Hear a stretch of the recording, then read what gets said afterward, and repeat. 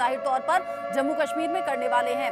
आज से चुनावी रैलियां होंगी जम्मू कश्मीर में। 2 चुनावी रैली आज है, अनंतनाग और जम्मू के संगलदान में ये राहुल गांधी की रैली होने वाली है। यानी कि लोगों से सीधा संवाद होगा, ये बताया जाएगा कि क्यों आखिर उनकी पार्टी पर और उनके गठबंधन पर जम्मू कश्मीर के लोग भरोसा करें, या कौन कौन से मुद्दे होंगे। लगातार जो राहुल गांधी हैं वो लोगों के बीच में जा रहे हैं और ऐसे में जम्मू कश्मीर जहां पर 18 सितंबर से इलेक्शन होने हैं, खास इंतजाम आज रहेंगे। अजय, टाइमिंग क्या है, किस टाइम पहुंच जाएंगे राहुल गांधी?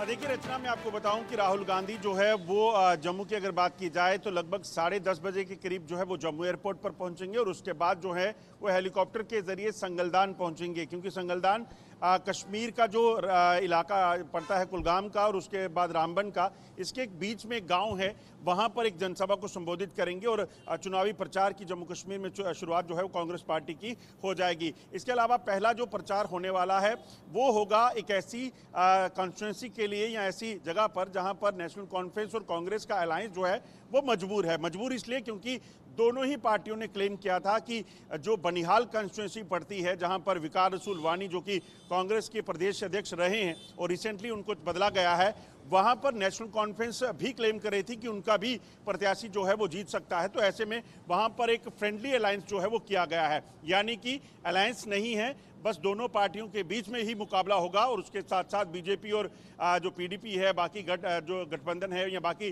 दल हैं, उनका भी मुकाबला होगा।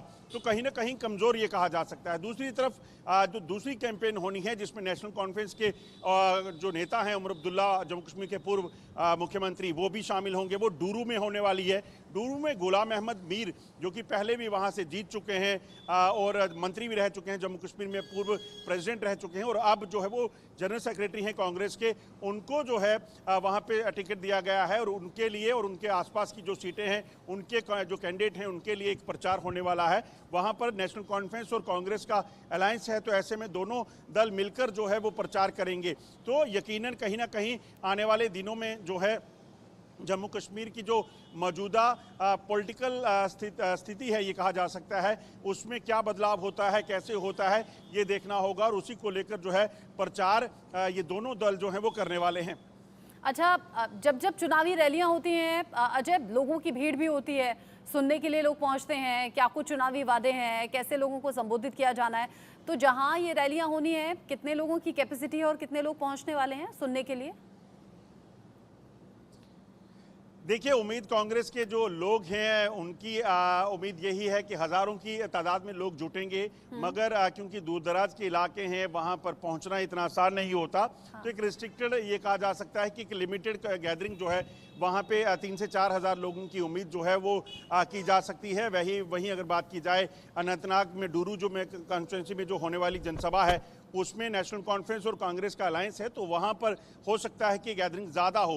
मगर आपको देखना, एक चीज़ को समझना होगा कि जम्मू कश्मीर हो या देश के बाकी हिस्से हों, यहाँ पर गैदरिंग्स बहुत ज़्यादा कर पाना इतना आसान नहीं होता, क्योंकि लोग जो दूर दराज के इलाकों में रहते हैं, वो जो लोग होते हैं वो कहीं ना कहीं अपनी रोज़मर्रा की ज़िंदगी और तमाम चीज़ों को भी देखना है। देखना ये होगा कि कितनी जनसभा बड़ी कर पाते हैं राहुल गांधी, क्योंकि 10 सालों के बाद चुनावी मैदान में जो है वो विधानसभा चुनावों के लिए तमाम राजनीतिक दल और राजनीतिक नेता उतरे हैं। जो ग्राउंड है, कहीं ना कहीं जब लंबे अरसे तक आप पब्लिक से दूर रहते हैं तो यकीनन उसमें एक गैप पड़ जाता है। उस गैप को कौन कितना ज़्यादा फिल कर पाता है वो देखना होगा।